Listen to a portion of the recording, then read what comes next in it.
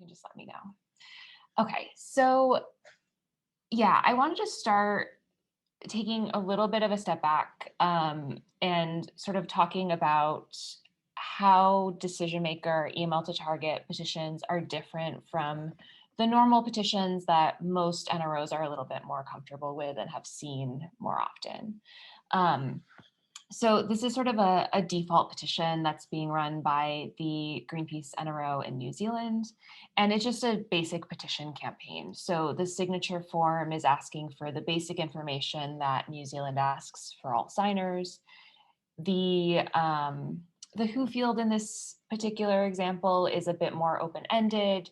It's just a really basic campaign that was, went through the start of petition flow, entered all of the information, launched this campaign, and it is sort of the one that you will most often see for most NROs. They will usually look like this.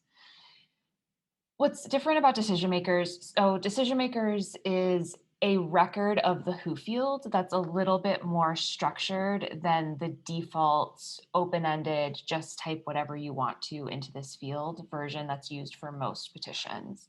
So the decision maker record is much more structured. So it, generally speaking, has specific name, it has a specific title if the person has a title that we want to make sure to call them by.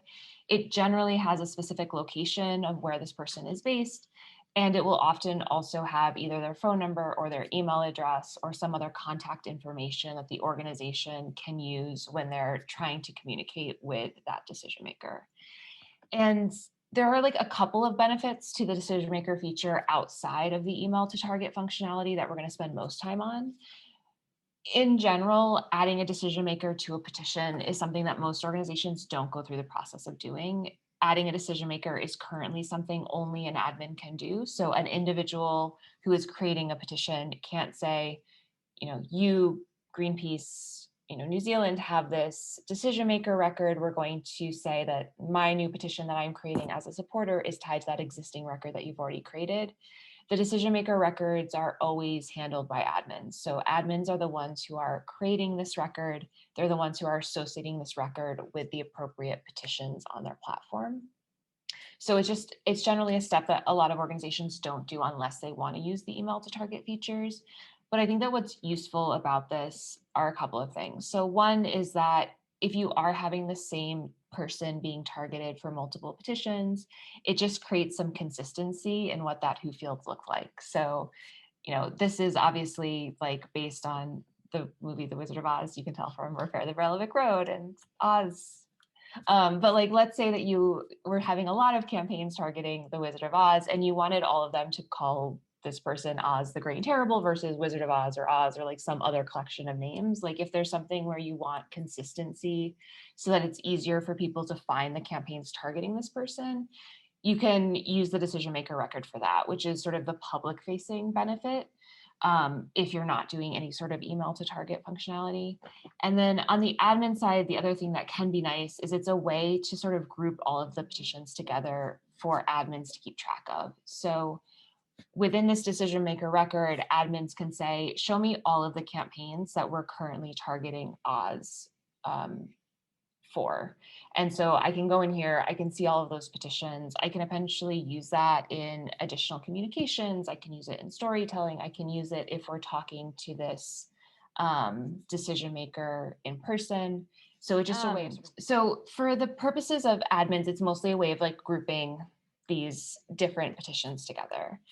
The other thing that is useful for decision makers, and is generally speaking where we see most decision maker records being created, is that these decision makers can then be added to efforts.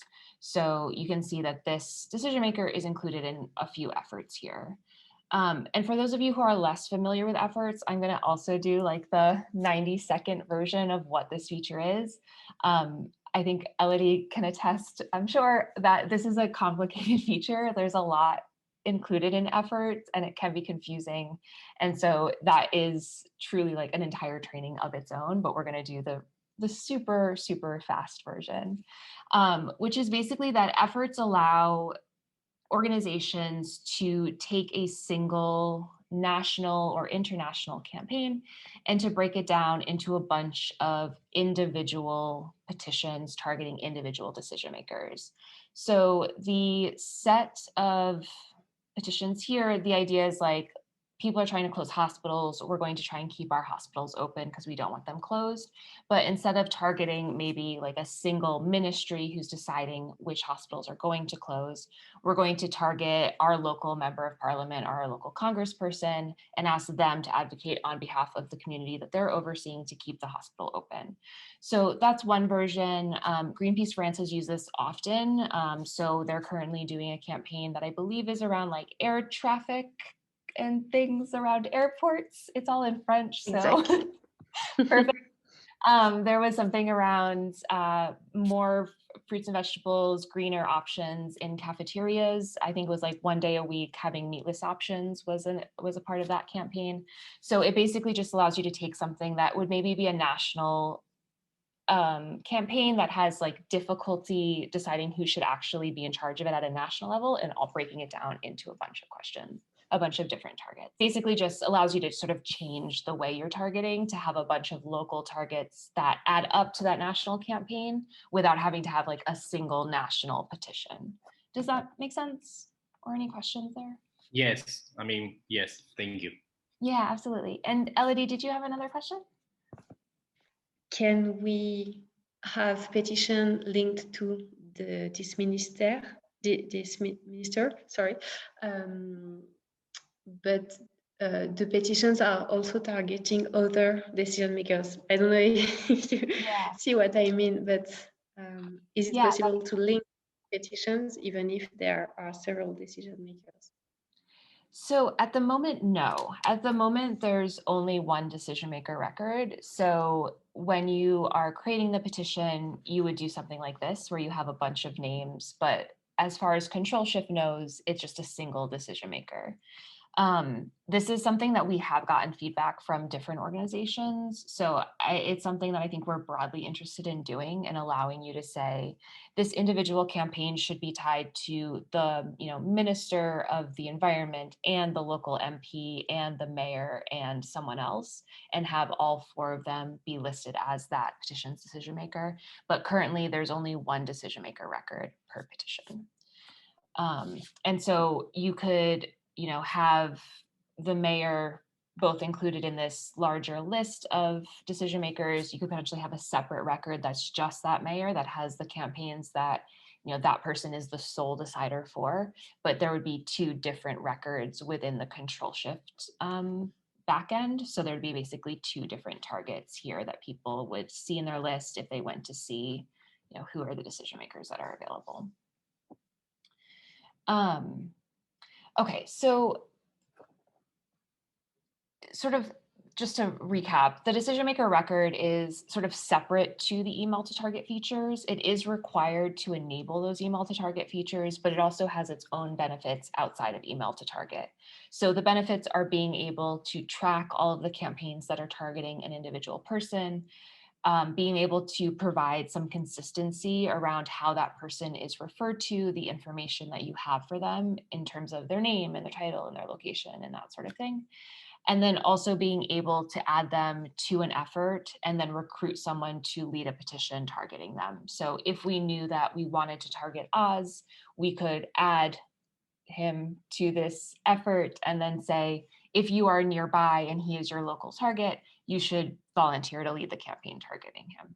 So that's sort of what the decision maker record does on its own. And it's something that you can set up in multiple ways. So for this record, it was a single record. We just created it, manually without doing anything else. There are also the decision maker collections, which anyone who's run an effort is a little bit more familiar with, where it's basically groups of people who often appear together. So you can see there are a bunch of random things in here where we test to see if they're going to upload correctly for other people. But they're often, sets of elected officials. They could be sets of, schools that we definitely want to target. They could be sets of salmon recovery regions, which I don't remember what that was for, but if you are targeting the same salmon recovery regions multiple times, you would be able to have a list of them there that has all of those decision makers together.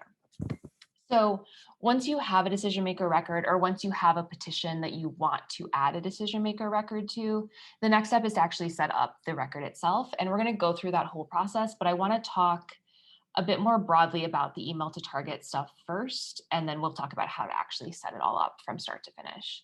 So the email to target pieces are tied to the petitions. So they're always included on a petition that has either been created by a member or created by an admin. The petition, when it's initially created, looks just like every other petition on the platform. So it just has the normal signature form. And then an admin will decide to add a decision maker record and potentially enable the email to target features. Once those features are enabled, the signature form looks a little bit different. So the same signature information that the organization always collects for signatures is still enabled. So in this case, first name, last name, email, city, town is the information that Greenpeace New Zealand is always collecting. So it's the same information that's being collected here. But then this new section appears down here, which has the writing to section. And so this is where someone who is signing this petition can draft a message to, in this case, the Minister for Energy. The way this generally works, if you're setting up the message collection portion of email to target, is that an admin will write a default subject, they'll write a default message, and then someone who is signing can often update both of those fields to say whatever things they want to say in their message. And so they can make it a little bit more personalized. They can tell a personal story about why they care about this issue. They can, change around the default text if they want to. There's also the ability to add tips. So you can add different things that you want them to say or different suggestions for the types of stories you want them to share. That's all optional, and all of the things that you're seeing here around the subject line and the message and the tips, that's all things that you can edit when you're setting it up. I see that there are two questions around moderation. So there is not manual moderation for messages. So there's not a way for you all to go through and say, approve, reject, or approve, reject. We do send the messages through an automatic filter to see if there are things that we should not be sending to the decision maker. So you can see once you've set up this feature, there's approved for sending or automatically rejected. There are two reasons we reject them. One is if it is almost entirely clearly spam. So this is an actual spam comment that we copied and pasted to make sure the spam filter worked. And you can see that it has links. It's written in a language that we don't support on this version of the staging site. It has, some target words that are often shown in spam messages. And so it's been automatically classified as spam. I'm not going to expand the next one because it does have a bunch of profanity in it, but we do also look for profanity. So we have a list of profanity in various languages that we send these messages through, and if there are any hits or matches to that list of internationalized profanity, we'll automatically reject the message so that it's not sent on to the decision maker. So you can then review those later. So like some of these have been automatically classed as spam, but they're actually not, because we were updating the spam filter and changing the way it worked so that people using the default message didn't get classified as spam. So you are able to look back on these and potentially decide, like, actually, this is fine, we're going to approve it, but we sort of stop them automatically if we think there's something wrong. Go ahead, Bruno. Yes, okay. This is really interesting and super useful. I have a question related to the option. When you see the option of the subject, the message, and I mean, in the petition, I can choose some petitions to see like that, or if I turn on, it's automatically for every petition in ControlShift. It's only for individual petitions. So anytime that you're enabling that, you're enabling it on a per petition basis. So it's not even something that you would say, anytime our decision maker is Megan Woods, we want it to be set up this way, or we want there to be a message to target feature. It's something that you would do for each individual petition, enable it separately. Okay, cool. And then Elodie asked about it working within an effort. Yes, it is possible to use this with an effort. The one thing to keep in mind is that because this is set up individually for each petition, you would have to enable it for each petition in the effort, which is annoying if you have a lot of targets. I know that we've talked in the past, Elodie, about sort of the broad plan that we have to hopefully do a rewrite of the efforts feature in the mid to nearish future. And I think that that's something that we've identified as being something that would be useful and helpful, would be able to say, like, for all petitions in this, or all, you know, approved targets in this effort, automatically have that messages to target feature enabled with these default settings. So it's something that will probably change in the future, but currently you would need to enable it individually for each petition in the effort.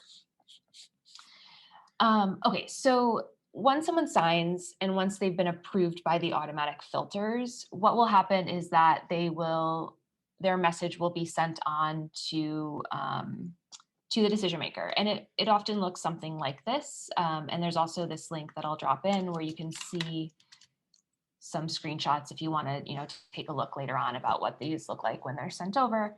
But this is generally what it looks like. So, and I should say that this is capitalized because it was written in all caps when I created the petition. So we don't transform the petition title to all caps. It just happens to be set up the way that way for this petition. But it basically says that, you know, to the decision maker, that the petition creator has created this campaign on the site that we host. So for example, for Greenpeace France, it would say on Green Voice. For Greenpeace New Zealand, it would say on, I think they call theirs community petitions. So it'll say the name of your site that identifies you as a decision maker. It'll list the person who just signed, which I didn't realize I was using the same fake name as I used for the petition creators. So this is a new signer who had just signed, just written a new message to me. And then it includes the title of the message, or the list of the message. And so this has whatever they wrote in their message text is included. And then importantly, we always have this option to respond now. So decision makers, what we're asking them to do often is to actually send a response back to the petition creator. So any emails that they will receive will say, do you have a response, and ask them to send a response. And then they can write a contact message, a message back to the decision maker that's also visible to you all as admins, so that you can keep an eye on what's going on too. So this is generally speaking what people will often see when they are the decision maker for one of these email to target enabled petitions. It's, however, not always what they will see, because we're going to go through the process of setting up a decision maker email to target functionality. And you'll see that there are some choice points that will change this default behavior and maybe make the emails look a little bit different. But any questions so far? Yeah, so the response goes to the petition leader, not to the signer themselves. And you will get a notification. So you'll get a message if you have that notification enabled about there being a new message from a decision maker. It'll also be included in various admin screens that I'm going to point out in a second. So you'll be able to look back on those records, even if you missed the initial notification email. Okay, so what I want to do is just sort of start with a random petition, and then we're going to add a decision maker, and we're going to we're going to add a decision maker, and we're going to set up those decision maker records. So this is just a regular petition. This is by our engineer, Kathy, whom some of you may have spoken to, but written as a regular person creating a regular petition. This is just a basic petition. It's not one that has been set up by an admin. It doesn't have a decision maker record already attached. It's completely just a normal, I came to the new petition form, created a petition, and here I am. Okay, so as an admin, the first thing I would do would be to go to the admin page. On this details tab, there is this decision maker section here where it says this petition is not associated with a decision maker yet, and the who field is to cool people. So I can click to add a decision maker, and if I want to, I can start by searching for what someone entered as the who field to see, do we have a decision maker record for this target already. So you can imagine, like, let's say someone is targeting, you know, the mayor of their town. You might already have a record. You can just search for that mayor's name to see if that person already exists. Clearly, this cool people record does not already exist, so we're going to create a new decision maker for this. So we'll say that it's cool people. ControlShift and also Kathy are based in New York, so we'll say that this decision maker is based in Brooklyn. Oh, I hit something weird. sorry, I hit save too soon. We'll say that they're based in Brooklyn, and we will change this because that is not correct. And then we're going to set up an email for them because we want to send emails to targets. So we're going to add an email address. I can add a title or an organization if I want to. I can add a phone number if I want to. But for the purposes of the email to target feature, all that really matters is having a name and an email address, and then optionally having a location if you want to set that up. So I'm going to save this and we're going to go back to that petition. So the first, yeah, go ahead. Sorry, one quick question. These changes, I mean, or adding these details is just it's only available for the platform admin, or every person can add this in their own petition? No. Yeah, so currently only platform admins. So a regular petition creator can't add this on their own. It's only something that can be set up by admins. Thank you. Yeah, absolutely. So in terms of how this changes the petition page, it does make a couple of updates, which I'm realizing that you can't actually entirely tell. So I'm going to change this decision maker record a little bit. We're just going to add an exclamation point and we'll say people of the world is the title. So the way that this changes is that the who field that Kathy entered when she created this petition is going to be updated because it's going to use the standardized official name and title that we've just set up. The petition is now also associated with this specific location that I set up for this decision maker. So it doesn't often change the petition a lot. Like usually if someone has correctly named who's in charge of this petition, they might not even notice that it's been changed at all, but it will update the record to be whatever the standardized version of the record that the admin has created. And it'll also prevent Kathy from changing the who field in the future. So because we've set a decision maker record, because admins have said this is the person in charge of this campaign, the petition creator isn't able to change that information in the future because it's being pulled in from the decision maker record. So once that is set, the decision maker information shows up here, and you can see that we have the information for the record. It's all fine. If I made a mistake, I can switch this. So let's say we actually decide that my go-to fake name of Jane Smith is the person it should actually be. I can switch this later on. So I can say like, actually, we're going to make it Jane Smithy who's in charge of this, and we just need to change the target. So you're not sort of locked in once this is set up. You can switch it around if needed. Okay, so because we have a decision maker and we want to start sending the messages, we then would go to the settings section of the petitions admin page and then into decision maker communications. So this is where you actually set up the email to target functionality. So currently the way things are set up, that decision maker does not know that they've not going to receive any emails about this campaign. And someone who is signing this campaign currently is just asked to sign. They're not being asked to write a message or, ooh, I'm on a VPN, which sometimes causes bad things to happen. They're not going to be asked to write a message or do sort of anything else. They're just going to be asked to sign the petition. From this decision maker's communication, this is where I can actually set up all of that email to target functionality. So you can see that the first option here is what we're going to ask the members to do. So there's the option to just sign the petition or to send a letter to the decision maker.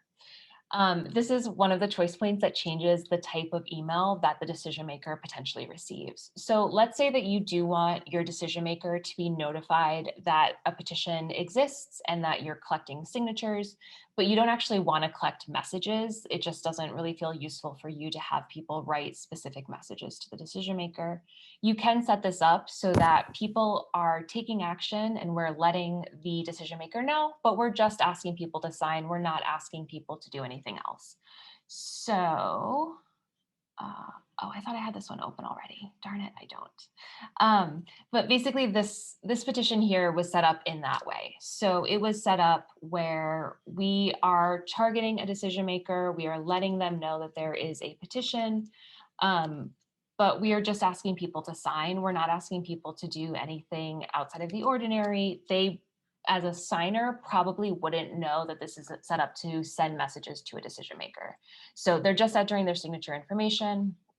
And when we contact the decision maker to let them know something has happened on this campaign, we are just showing them the number of new signatures.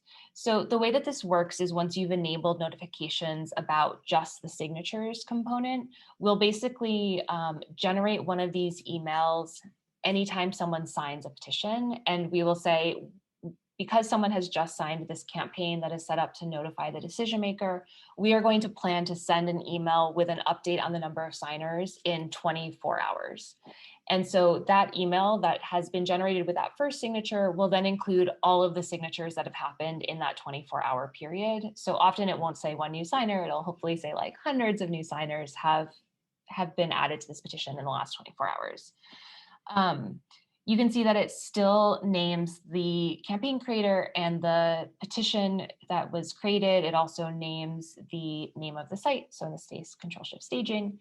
It then lists the number of new signers that were added in the last 24 hours, the number of new reasons for signing that have been added in the last 24 hours, and it'll include a selection of those recent comments. So these are all the reasons for signing that people are asked to add after they take action on pretty much any petition. So the things that show up in here where it says, this campaign is important to me and here's why, and here's my personal story, that we just choose a selection of those and we put them at the bottom of this email so people can see the reasons for signing. Generally speaking, this, like I said, we'll usually have more signers. It'll usually have more comments because we'll include a few more if we have additional ones that have also been added. But the same general email will look quite similar. So the same general pieces will appear. If we don't have any comments, we will just remove that section and we'll just talk about the number of signers who've been added. But it's just a slightly different way of engaging with the decision maker, even if you're not collecting actual messages in a more traditional email to target way. And as with the other types of decision maker emails that are sent, there's still, and again, that prompt to send a message now. So it's always an asking the decision maker to say, like, tell us what you're doing about this campaign, tell us what your response is, what are the updates that you want us to know about, because you are the decision maker for this campaign. So we're always just asking them to send a message back. Go ahead, Elodie. And in two questions, in what kind of petition or campaign is it relevant, according to you, this email pressure? And the other question is, how do you set this in the back office? I didn't see where you, how you did that. So in terms of where it's useful, it's very much up to all of you to decide. So I think that some things where it seems to be more useful than others, I would say that often for sort of less prominent elected officials who are maybe not used to getting communications from their constituents, that this sort of email sometimes makes them a little bit nervous if they know that 100 people are signing something that is saying it's up to them to take some sort of action. I might be jaded. I feel like for many, at least national politicians here in the US for sure, like these types of emails are pretty common for them. And so they don't even read them. They don't engage with them at all. Like it's probably useful in terms of the way that you message and talk about the campaign that you're running to broader audiences, both about with your supporters and with journalists, to talk about the fact that you've been sending these emails and have gotten no responses is, a useful thing to be able to say. I think that in terms of actual engagement, generally what we see is that those sort of officials who are more used to receiving these types of emails are less likely to engage. And I think that your mileage may vary. So it could be very different in different local contexts. Like I said, here specifically in the US, like our, Congress people are, especially ones who have been around for a while, like they are very, very used to these types of tactics. And so they don't sort of cause the same urgency that they might for other people. I think the other thing that we think a lot about, and that I do want to mention, you're going to see it also pop up when we talk about a couple of other settings that are available here, is that we do think that this sort of feature is something to use with care. So we have had a couple of campaigns that were targeting, like a private individual, asking them to do something. They're not an elected official. It's not their public email address. It's sort of their, personal, like, Gmail account for some, store owner, which like doesn't necessarily feel like the right place to send that communication. I think it's something to definitely think about who you're communicating with and how you're communicating with them. Is it a public channel? Is it a private channel? And just making sure that you're, treating the target with whatever respect may be due to them as a person in the world. But yeah, in terms of like which campaigns you think that this will be a useful tactic for, I think that's something that is really a case-by-case basis. And it's something that hopefully when you're communicating with the petition creator and when you're helping them plan next steps for their campaign, this can be a tool that you consider and that you talk to them about and that you can decide together, like, yes, we should take that step with this campaign, or like, no, there's a different tactic that we think is going to be more useful. And so in setting this up, the main thing here is that you go to the admin. So if you are on the petition page, click admin. Once you have that decision maker record added, which is what we did a couple of steps ago, you would then click settings and then go into the decision maker communication section. So if you were setting up this petition to do the signature count updates, you would just click save. You didn't really change anything, so it didn't really matter. And then down here, you would click to enable. So at the moment, with this disabled, you are just asking people to sign a petition, but the decision maker is not being notified that this campaign exists. They're not being sent any emails about this campaign.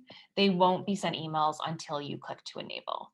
So you can always say, like, we want to collect messages, but we actually want to do something different with them. We don't want to actually email them to the decision maker, and that is a possibility too.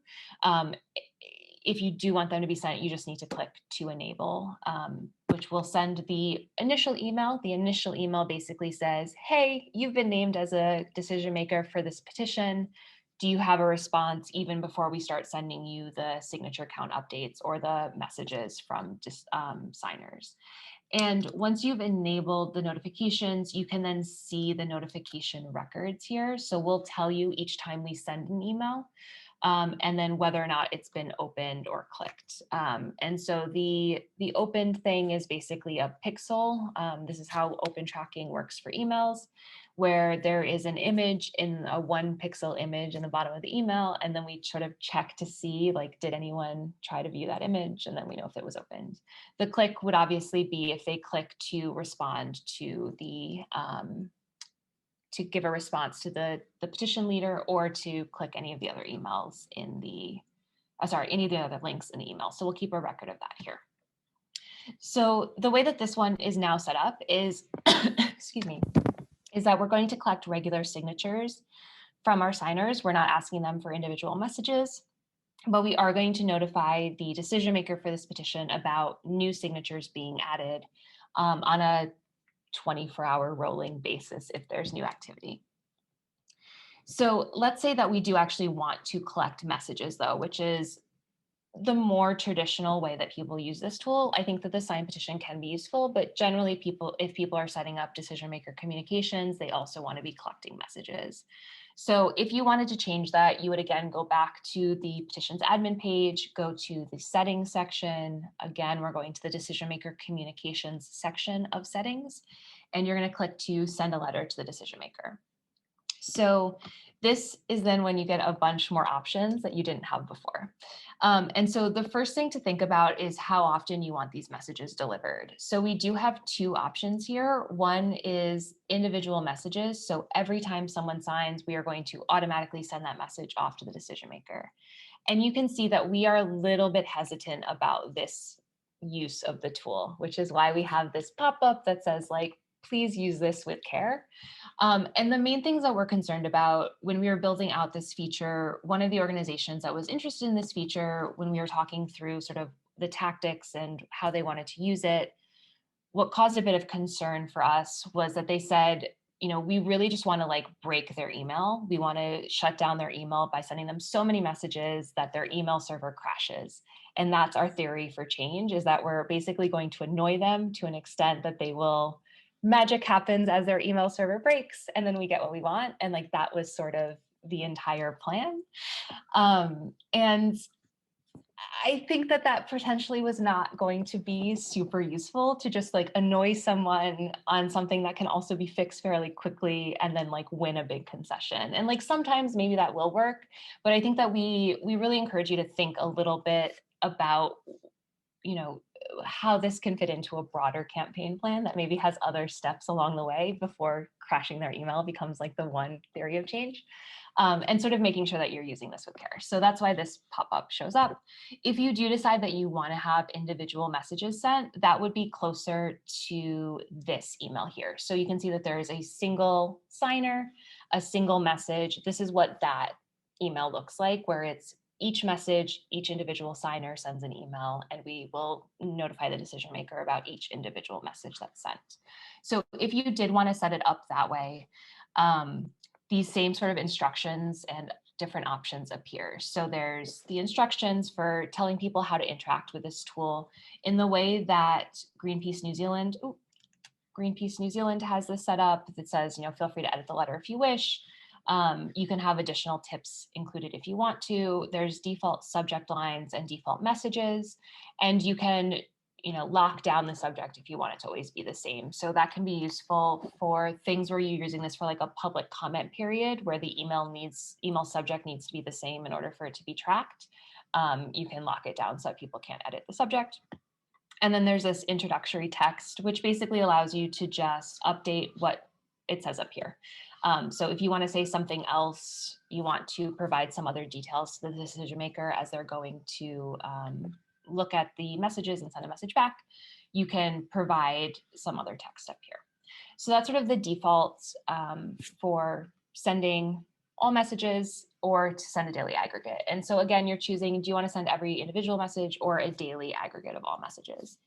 The daily aggregate of all messages is set up quite similarly to the signature count updates, where basically if there are new messages that have been left by a decision maker, the decision maker will receive an email like this. So they'll see something that says there have been, X number of new supporters who have left you letters, and there will be an option for them to click to read the letters from the members.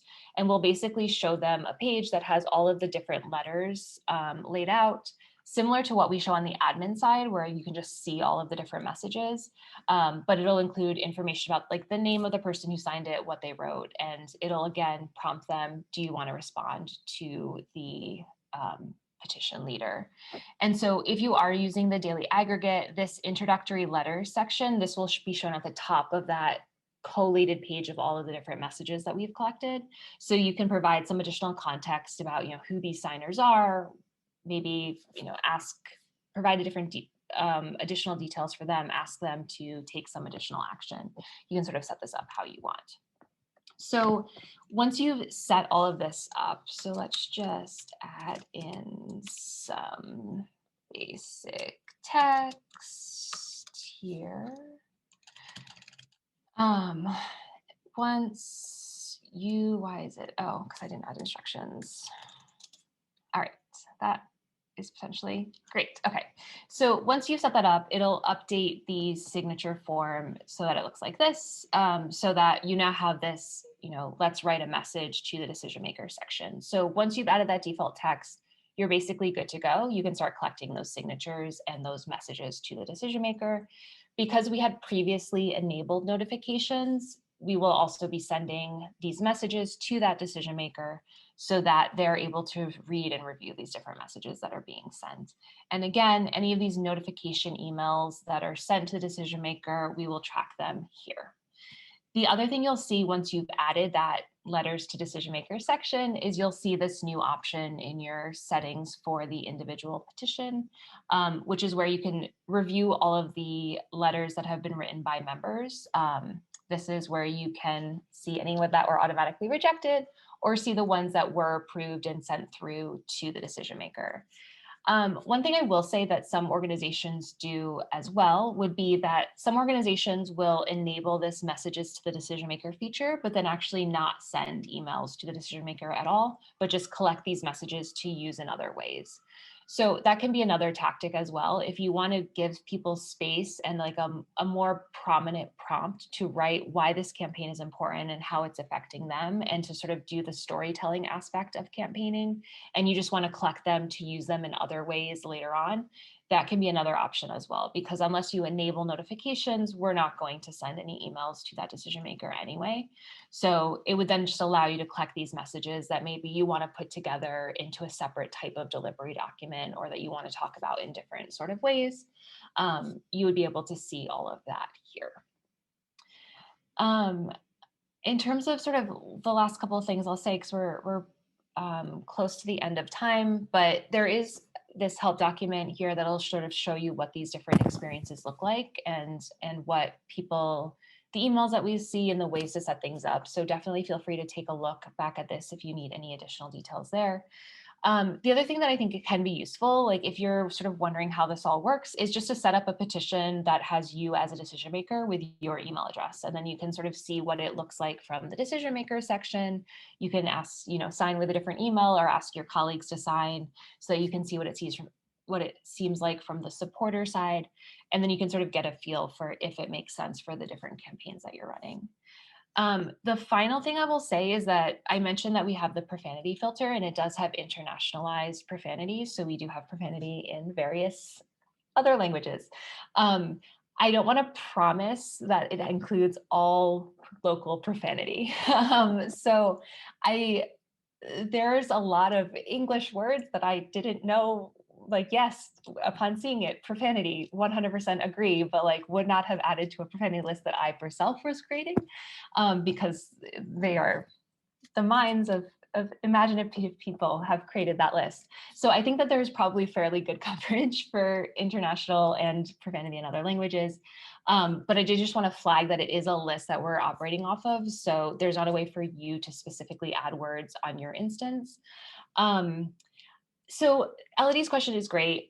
She asked if we can add words to the list. I used to think that we could, and then I think I heard that we couldn't, but I think that there is a way. So if you're testing this and you're like, this super common profanity made it through and that's a problem, feel free to just email me the profanity and I can double check about actually getting it added. Ideally with some context so I know why you're swearing at me, but feel free to just send it over.